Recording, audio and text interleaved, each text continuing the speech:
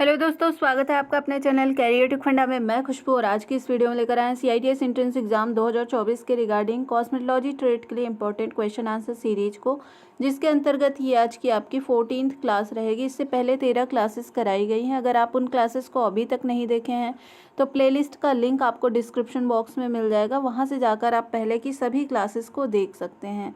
और अगर आपने अभी तक हमारे चैनल को सब्सक्राइब नहीं किया है, ज़रूर से सब्सक्राइब कर लीजिए, जिससे CITS से जुड़ी हर एक सही अपडेट और क्लासेस आप तक समय पर पहुंचती रहे। तो आइए आज की क्लासेस स्टार्ट करते हैं। और आज की क्लास का हमारा पहला क्वेश्चन रहेगा, what hair conditions is absorbed in case of under sections of sebum of scalp, यानी खोपड़ी से सीबम के कम स्त्राव की स्थिति में बालों में कौन सी अवस्था देखी जाती है। ऑप्शन से आपके ग्रीसी हेयर यानी चिकने ग्रीस युक्त जैसे बाल, या फिर ग्रे हेयर भूरे बाल, या फिर रेड हेयर लाल बाल, या फिर ड्राई हेयर यानी सूखे बाल। तो खोपड़ी से सीबम की कम मात्रा में जो स्त्राव होता है उससे बालों में क्या स्थिति बनती है, बाल आपके ड्राई हो जाते हैं। इसलिए सीबम का स्त्राव होना बहुत ज़रूरी है हेयर जो है आपके सिर के स्कैल्प से। तो ऑप्शन नंबर यहाँ पर डी इस क्वेश्चन का सही आंसर हो जाएगा। नेक्स्ट क्वेश्चन रहेगा, human hair growth cycle is divided into 2 stages of growth, यानी मानव केश विकास चक्र के डैश चरणों में बांटा गया है। कितने चरणों में बांटा गया है, विकास के कितने चरण होते हैं जो ह्यूमन हेयर होता है, तो उसमें 3 चरण होते हैं अमूमन। ठीक है, कौन कौन से, तो आपका एनाजन, कैटाजन, टेलोजन और लास्ट वाला चरण आपका एक्सोजन होता है। लेकिन आपका जो बेसिकली अगर पूछेगा कि अमूमन कितने चरण होते हैं, तो अमूमन जो है 3 ही चरण मानते हैं। जो लास्ट का चरण होता है, चौथा चरण एक्सोजन, उसको वापस से वो एनाजन वाले फेज में आ जाता है, इसलिए उसको काउंट नहीं करते हैं। तो यहाँ पर सही ऑप्शन, अगर आपके क्वेश्चन में 3 ऑप्शन है तो आप 3 ही लगाएंगे। अगर 3 ऑप्शन नहीं है, उसके अलावा 4, 5, 6, 7 जो भी ऑप्शन है, अगर 3 ऑप्शन नहीं है तब आप 4 पे टिक करेंगे। अदरवाइज अगर 3 ऑप्शन में है तो 3 पर ही टिक करना है। ठीक है, तो मानव केश के विकास चक्र के कितने चरण होते हैं, 3 चरण होते हैं, एनाजन, कैटाजन और टेलोजन। ठीक है, तो ये 3 चरण आपके मानव हेयर के विकास चक्र के होते हैं। नेक्स्ट क्वेश्चन की तरफ चलते हैं। Which of the following statement with regard to human finger nails is true? The nail पहला है आपका, the nail of little finger glows faster than the nail of index finger. और दूसरा क्या है statement, 2 nails grow slower than the finger nails, यानी मानव उंगली के नाखूनों के संबंध में कौन सा निम्नलिखित में से यहाँ पर सही है। पहला स्टेटमेंट कह रहा है the nail of little finger grows faster than the nail of index finger, यानी जो लिटिल फिंगर की नेल की ग्रोथ है वो इंडेक्स फिंगर से जो है फास्टर होती है यानी तेज होती है। या फिर 2 nails grow slower than the finger nails, यानी जो पैरों के नाखून है वो मानव नाखून की हाथों के नाखून की अपेक्षा धीमे बढ़ते हैं। तो इसमें से इन दोनों स्टेटमेंट में से कौन सा स्टेटमेंट सही है, ये क्वेश्चन में पूछा गया है। तो यहाँ पर ऑप्शंस है, केवल पहला वाला स्टेटमेंट सही है, यानी या फिर दूसरा ऑप्शन है केवल दूसरा स्टेटमेंट सही है, यानी ये स्टेटमेंट सही है, या फिर दोनों स्टेटमेंट सही है, 1 और 2 दोनों स्टेटमेंट सही है, या फिर ना तो 1 सही है और ना तो 2 सही है। तो कौन सा स्टेटमेंट इसमें सही होता है, तो केवल दूसरा वाला स्टेटमेंट सही है। जो पैर के नाखून होते हैं वो हाथ के नाखूनों की अपेक्षा धीमे बढ़ते हैं। ठीक है, तो ये दूसरा वाला स्टेटमेंट एकदम सही है और पहला वाला स्टेटमेंट यहाँ पर गलत हो जाएगा। तो यहाँ पर ऑप्शन नंबर आपका बी इस क्वेश्चन का सही आंसर हो जाएगा। इस टाइप के क्वेश्चंस को आपको ध्यान से करना रहेगा। नेक्स्ट क्वेश्चन रहेगा, which of the following must be avoided during manicure procedure, manicure प्रक्रिया के दौरान निम्नलिखित में से किस से बचा जाना चाहिए। ऑप्शन है आपके, use an alcohol free enamel remover, एक अल्कोहल मुक्त इनेमल हटाने वाला का प्रयोग करना चाहिए, या फिर always use a base coat to protect the nail plate, नाखून प्लेट की रक्षा के लिए हमेशा बेस कोट का उपयोग करना चाहिए, या फिर always file the nails from the outside in on both sides, यानी हमेशा बाहर से अंदर की तरफ नाखूनों को फाइल करना चाहिए, या फिर always use a nail metal file on nails, यानी हमेशा नाखूनों पर धातु फाइल का इस्तेमाल करना चाहिए। तो इनमें से किस जो है प्रक्रिया से आपको बचना चाहिए मैनिक्योर करने के दौरान? तो इसमें से आपको always use a metal file on nails, हमेशा नाखूनों पर धातु फाइल का इस्तेमाल करने से बचना चाहिए। ऑप्शन नंबर 4 इस क्वेश्चन का यानी डी इस क्वेश्चन का सही आंसर हो जाएगा। नेक्स्ट क्वेश्चन रहेगा hair texture is based on the, यानी बाल की बनावट किस पर आधारित होती है? ऑप्शन से आपके amount of curl in the hair, बालों में कर्ल की मात्रा पर, या फिर कंडीशन ऑफ द हेयर, बालों की कंडीशन पर, या फिर इलास्टिसिटी ऑफ द हेयर, बालों की इलास्टिसिटी यानी लोचता पर, या फिर diameter of each hair strand यानी प्रत्येक बाल के व्यास पर। तो बालों की बनावट यहाँ पर किस पर निर्भर करेगी? Diameter of each hair strand यानी बालों की प्रत्येक बालों के व्यास पर जो है आपकी बालों की बनावट या बालों की स्थिति आपकी निर्भर करती है। ऑप्शन नंबर डी यहाँ पर इस क्वेश्चन का सही आंसर हो जाएगा। नेक्स्ट क्वेश्चन रहेगा a razor should not be used on, एक रेज़र का उपयोग इस पर नहीं किया जाना चाहिए। ऑप्शन से आपके ड्राई हेयर पर यानी सूखे बाल पर, या फिर वेट हेयर गीले बाल पर, या फिर स्ट्रेट हेयर सीधे बाल पर, या फिर सॉफ्ट हेयर मुलायम बाल पर। तो यहाँ पर एक रेज़र का इस्तेमाल किस पर नहीं किया जाना चाहिए? रेज़र का इस्तेमाल कभी भी ड्राई हेयर पर नहीं करना चाहिए। ऑप्शन नंबर यहाँ पर ए इस क्वेश्चन का सही आंसर हो जाएगा। ठीक है, हमेशा सुझाव क्या दिया जाता है? जब भी आप जब भी रेज़र का इस्तेमाल करें बालों को गीला कर लें। ठीक है, तो नेक्स्ट क्वेश्चन की तरफ चलते हैं।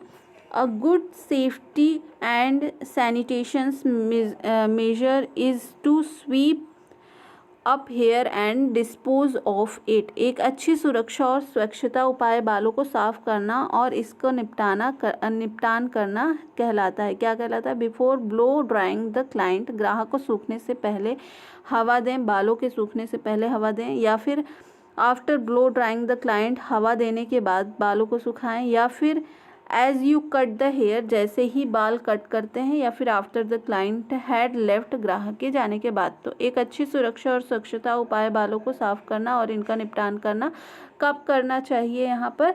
तो before blow drying the client, यानी क्लाइंट के बालों को सूखने से पहले। ठीक है, ऑप्शन नंबर ए इस क्वेश्चन का सही आंसर हो जाएगा। नेक्स्ट क्वेश्चन रहेगा a wet steriliser is a closed container in which implements are immersed in a solution of, एक गीला विसंक्रामक यंत्र एक बंद कंटेनर है जिसमें उपकरण को किस विलयन में डुबोया जाता है? ऑप्शन से आपके कास्टिक में, या फिर जर्मिसाइड में, एक जीवाणुनाशी में, या फिर एक एंटीसेप्टिक में, या फिर डिओड्रेंट यानी एक दुर्गंध दूर करने वाले में। तो यहाँ पर एक जो गीला विसंक्रामक यंत्र है एक बंद कंटेनर में किस विलयन में डुबोया जाता है? तो इसको डुबोया जाता है अजर्मिसाइड यानी एक जीवाणुनाशी के घोल में जो है डुबोया जाता है। ऑप्शन नंबर बी इस क्वेश्चन का सही आंसर हो जाएगा। नेक्स्ट क्वेश्चन रहेगा a long narrow face with hollow cheeks resembles the, यानी खोखले गालों के साथ एक लंबा संकीर्ण चेहरा कैसा दिखता है? ऑप्शन से आपके ओवल फेस में यानी अंडाकार चेहरा दिखता है, या फिर ओब्लॉन्ग फेस यानी आयताकार चेहरा, या फिर डायमंड फेस हीरे जैसा चेहरा, या फिर ट्रायंगुलर फेस यानी त्रिकोणीय चेहरा। तो खोखले गालों के साथ एक लंबे संकीर्ण चेहरा कैसा दिखेगा? किस शेप में आपको दिखेगा? तो ये आपको दिखेगा आयताकार चेहरा। ठीक है, ओब्लॉन्ग फेस दिखेगा। ऑप्शन नंबर बी इस क्वेश्चन का सही आंसर हो जाएगा। नेक्स्ट क्वेश्चन है which among the following is the main muscles of the scalp. निम्न में से सिर की मुख्य मांसपेशी कौन सी है? ऑप्शन है आपके ओसिपिटो, फ्रंटेल्स, या फिर नासालिस, या फिर रिसोरियस, या फिर कैनिनस। तो यहाँ पर निम्न में से सिर की मुख्य मांसपेशी कौन सी होती है? तो ये होती है आपका ओसिपिटो, आपका फ्रंटालिस। ठीक है, ऑप्शन नंबर ए इस क्वेश्चन का सही आंसर हो जाएगा। इस क्वेश्चन को आप अच्छे से याद करके रखिएगा। नेक्स्ट क्वेश्चन है, which among the following factors determines the duration requires for pre softening in the hair training tinting. निम्नलिखित कारकों में से कौन सा बालों के टिंटिंग में पूर्व नरम होने के लिए आवश्यक अवधि निर्धारित करता है? ऑप्शन है आपके कलर ऑफ हेयर, बालों का रंग, या फिर टेक्सचर ऑफ हेयर, बालों की बनावट, या फिर लेंथ ऑफ हेयर, बालों की लंबाई, या फिर पोरोसिटी ऑफ हेयर, बालों की सरंध्रता। तो यहाँ पर निम्नलिखित कारकों में से कौन सा बालों के टिंटिंग में पूर्व नरम होने के लिए आवश्यक अवधि निर्धारित करता है? तो ये होती है पोरोसिटी ऑफ हेयर, बालों की सरंध्रता जो होती है उस पे बालों के नरम होने की आवश्यकता निर्भर करती है। ऑप्शन नंबर डी इस क्वेश्चन का सही आंसर हो जाएगा। नेक्स्ट क्वेश्चन है, in which among the following cases fingers wave is more effective. निम्नलिखित स्थिति में कौन सी उंगली से मालिश अधिक प्रभावी होती है?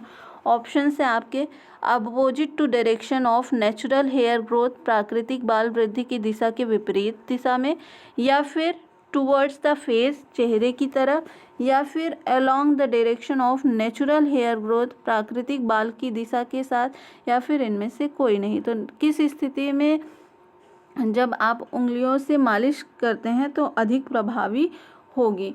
तो ये होगी इसमें होगा शायद, इस क्वेश्चन में थोड़ा डाउट है, तो इसमें सिर की मालिश की बात की जा रही है। सिर की मालिश आपकी पीछे से, यानी सर के पिछले हिस्से से आगे की तरफ जब आप फिंगर्स को मूव कराते हैं तो आपको वो ज़्यादा जो है अधिक प्रभावी या ज़्यादा आरामदायक महसूस होती है। ठीक है, आप खुद भी प्रैक्टिकल करके कभी देखिएगा। जब कोई भी आपके सर की मालिश करते हैं और सर के पिछले हिस्से से धीरे धीरे उंगलियों को मूवमेंट कराते हुए मत्थे की तरफ यानी आगे की तरफ आते हैं तो ज़्यादा जो है आरामदायक महसूस होता है।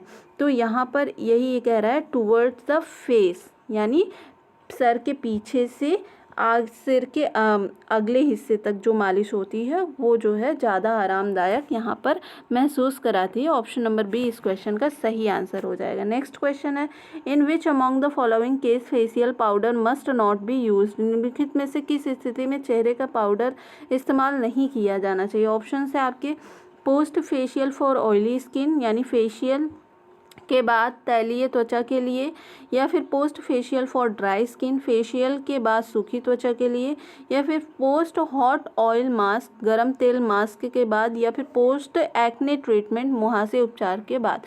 तो निम्नलिखित में से किस स्थिति में चेहरे का पाउडर इस्तेमाल नहीं किया जाना चाहिए? तो ये पोस्ट एक्ने ट्रीटमेंट यानी मुहासे उपचार के बाद जो है पाउडर का इस्तेमाल नहीं किया जाना चाहिए। मुहासे से क्या होते हैं, आपके पोर्स जो होते हैं, चेहरे के जो रोम छिद्र होते हैं वो प्रॉपर आपके ओपन हो जाते हैं। जब आप पाउडर अप्लाई करेंगे तो उन रोम छिद्रों में क्या हो जाएगा, पाउडर भर जाएगा, जिससे इन्फेक्शन हो सकता है। तो इसलिए यहाँ पर जब पोस्ट एक्ने ट्रीटमेंट कराते हैं उसके बाद पाउडर का इस्तेमाल नहीं करना चाहिए। ऑप्शन नंबर डी इस क्वेश्चन का सही आंसर हो जाएगा। नेक्स्ट क्वेश्चन रहेगा, the fine teeth of the styling comb are used to, यानी स्टाइलिंग कंघी के दांतों का उपयोग किया जाता है कब? ऑप्शन है आपके comb and part the hair, बालों को बांटना और भाग करना, या फिर comb the subsections before cutting, काटने से पहले उपधारा को कंघी करना, या फिर डिटेंगल वेट हेयर यानी गीले बालों को अलग करना, या फिर hold the hair at high elevation, बालों को ऊपर से पकड़ने के लिए। तो स्टाइलिंग कंघी के दांतों का उपयोग कब किया जाता है? तो यहाँ पर comb the subsection before cutting, यानी काटने से पहले बाल जो बालों की सब सेक्शन है यानी बालों को छोटे छोटे हिस्सों में बांटने के दौरान जो है स्टाइलिंग कंघी का इस्तेमाल किया जाता है। ऑप्शन नंबर यहाँ पर बी इस क्वेश्चन का सही आंसर हो जाएगा। नेक्स्ट क्वेश्चन है, all the followings following items are routinely used when giving a shampoo except, यानी शैम्पू करते वक्त किसके अलावा निम्नलिखित में से सभी आइटम नियमित रूप से उपयोग किए जाते हैं। ऑप्शन है आपके एन इंफ्रारेड लैम्प, यानी एक अवरक्त लैम्प, या फिर कॉम्ब एंड हेयर ब्रश, कंघी और ब्रश, या फिर शैम्पू केप, या फिर टॉवेल यानी तौलिया। तो शैम्पू करते वक्त किसके अलावा निम्नलिखित में से सभी आइटम नियमित रूप से उपयोग किए जाते हैं। तो ये एन इंफ्रारेड लैम्प, इसका इस्तेमाल आप रेगुलर नहीं कर सकते। ऑप्शन नंबर ए इस क्वेश्चन का सही आंसर हो जाएगा। नेक्स्ट क्वेश्चन है what is normal reactions during a waxing treatment, waxing उपचार के दौरान होने वाली सामान्य प्रतिक्रिया क्या है। ऑप्शन से आपके एलर्जी रिएक्शन होता है, या फिर ब्लड स्पॉटिंग यानी खून के धब्बे बन जाते हैं, या फिर बर्निंग ऑफ द स्किन त्वचा में जलन होती है, या फिर stripping of the epidermis, epidermis की स्ट्रिपिंग होने लगती है। तो यहाँ पर वैक्सीन उपचार के दौरान होने वाली सामान्य प्रतिक्रिया या समस्या जो स्किन पे होती है वो क्या होती है। तो एलर्जी प्रतिक्रिया होती है। अगर किसी की स्किन बहुत सेंसिटिव है तो उनमें क्या हो सकता है कि छोटे छोटे इसमें जो है चकत्ते टाइप के निकल आते हैं वैक्सीन के तुरंत बाद, हालांकि वो बाद में आपकी ठीक हो जाते हैं। तो यहाँ पर नॉर्मल क्या हो सकता है, एलर्जिक रिएक्शन हो सकता है। ऑप्शन नंबर ए इस क्वेश्चन का सही आंसर हो जाएगा। नेक्स्ट क्वेश्चन है after how much during the paper cups in sanitary fingers bowls to be replaced, यानी कितने समय बाद सैनिटरी फिंगर बाउल में से पेपर कप बदलने चाहिए। ऑप्शन है आपके वंस एवरी डे यानी हर दिन में एक बार, या फिर वंस पर कस्टमर यानी प्रति ग्राहक एक बार, या आफ्टर 5 कस्टमर 5 ग्राहकों के बाद, या फिर only after it gets dirty केवल गंदे होने के बाद। तो यहाँ पर कितने समय बाद सैनिटरी फिंगर बाउल में से पेपर कप बदलने चाहिए। तो ये आपका वंस पर कस्टमर यानी प्रत्येक ग्राहक के बार, यानी एक पेपर कप जो है एक ही ग्राहक पर यूज करना है और दूसरे ग्राहक पर फिर दूसरा कप आपको यूज करना पड़ेगा। तो ऑप्शन नंबर बी इस क्वेश्चन का सही आंसर हो जाएगा।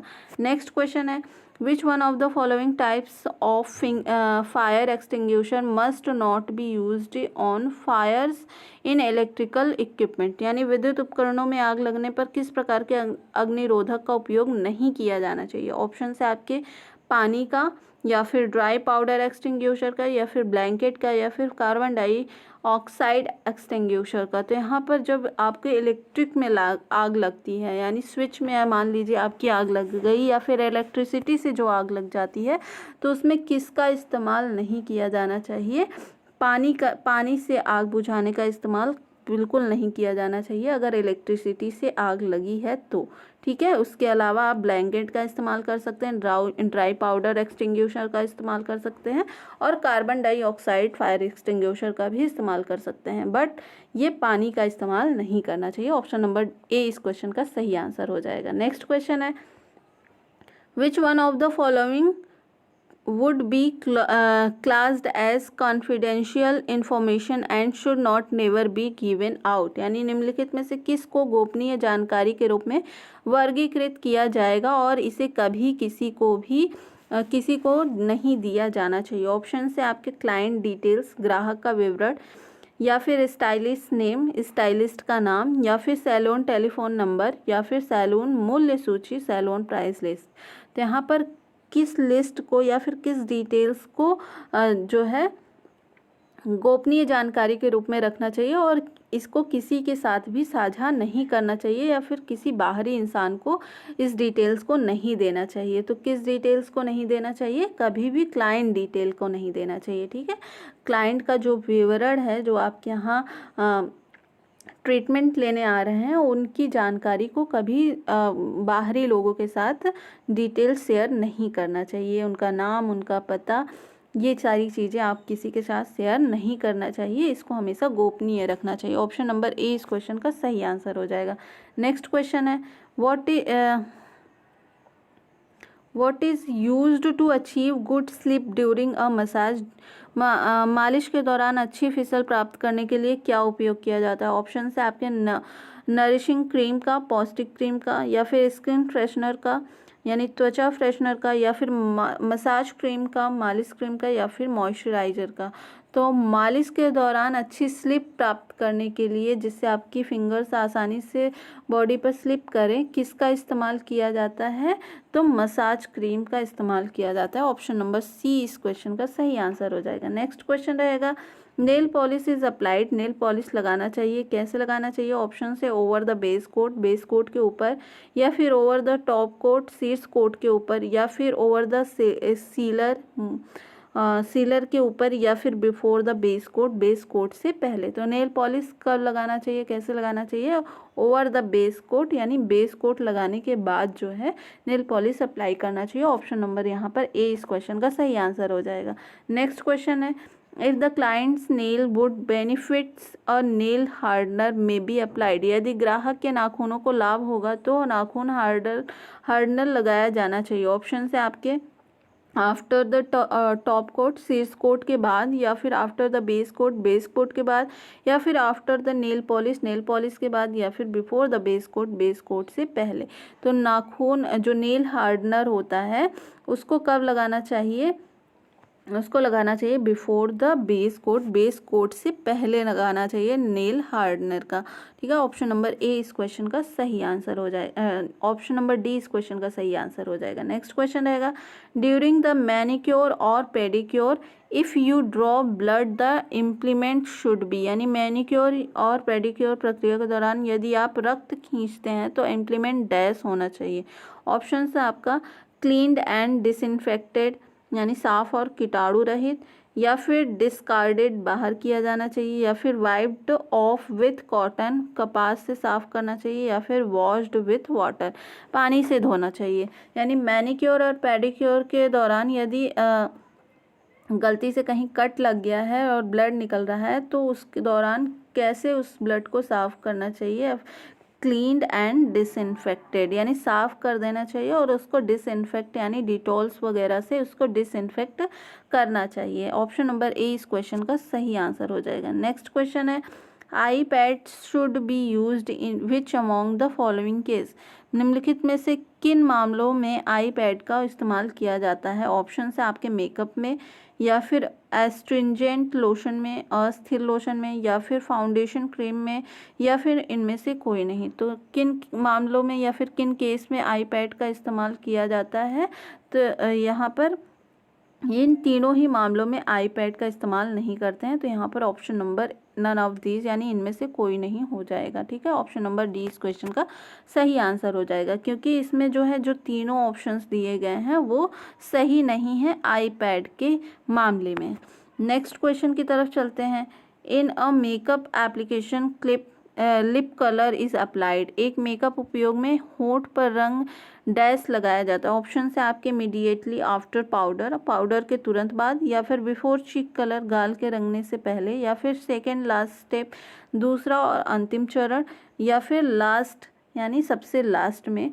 तो यहाँ पर जो आप लिप कलर अप्लाई करेंगे वो मेकअप के किस स्टेप के बाद अप्लाई करना चाहिए? तो हमेशा पूरा मेकअप आप जब कंप्लीट कर लेंगे लास्ट में जो है लिप कलर का इस्तेमाल करेंगे। ऑप्शन नंबर डी इस क्वेश्चन का सही आंसर हो जाएगा। ठीक है, पूरा आप मेकअप फिनिश कर लेंगे, लास्ट में लिप कलर का इस्तेमाल करते हैं। नेक्स्ट क्वेश्चन रहेगा, wide shade eyes can be made to appear closer together if you. यानी चौड़ी आंखों के पास दिखाई देने के लिए आप बना सकते हैं। क्या बना सकते हैं? ऑप्शन है extended eyebrow lines to inside corner of eyes, यानी आंखों के अंदर के कोनों में भौं लाइनें बढ़ाएंगे, या फिर arch the end of the eyebrows, भौं के सिरों को आर्क करेंगे, या फिर shorten outside eyebrow line on both side, दोनों तरफ भौं लाइनों के बाहर छोटा करेंगे, या फिर make the eyebrows line straight, यानी भौं लाइनें सीधा बनाएंगे। तो चौड़ी आंखों के पास दिखाई देने के लिए आप क्या कर सकते हैं?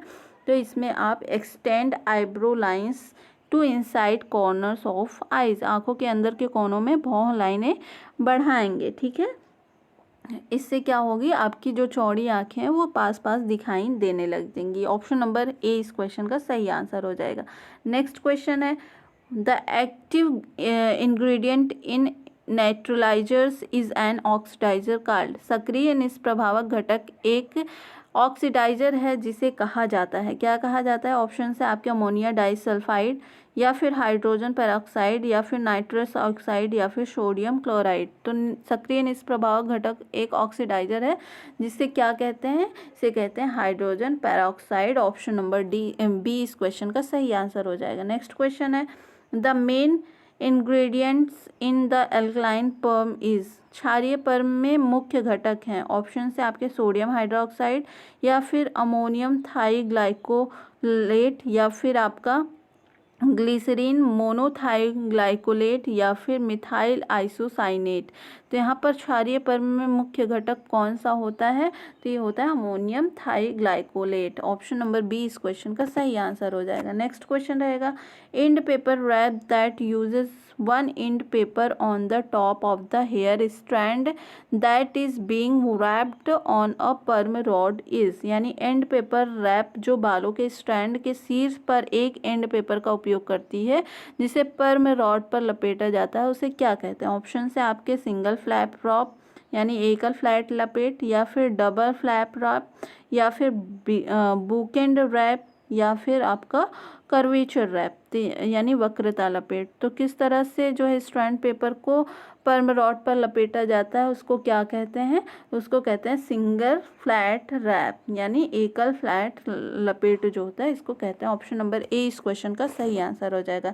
आज की क्लास का हमारा लास्ट क्वेश्चन रहेगा explain the acronym ABC used during first aid procedure. यानी प्राथमिक चिकित्सा प्रक्रिया के दौरान उपयोग किए गए संक्षिप्त शब्द ABC की व्याख्या करें। यानी ABC का फुल फॉर्म क्या होता है फर्स्ट एड में? यानी प्राथमिक चिकित्सा में दौरान जो शब्द यूज किया जाता है ABC, इसका फुल फॉर्म क्या होता है? ऑप्शन से आपके एयरवे ब्रीथिंग कार्डियाक यानी वायुमार्ग श्वास और कार्डियक या फिर एयरवे ब्रीथिंग सर्कुलेशन वायुमार्ग श्वसन परिसंचरण या फिर असेसमेंट ब्रीथिंग सर्कुलेशन आकलन श्वास परिसंचरण या फिर एयरवे बॉडी चेक कार्डियक यानी वायुमार्ग शारीरिक जांच और कार्डियक। तो यहाँ पर ABC का जो सही फुल फॉर्म क्या होता है?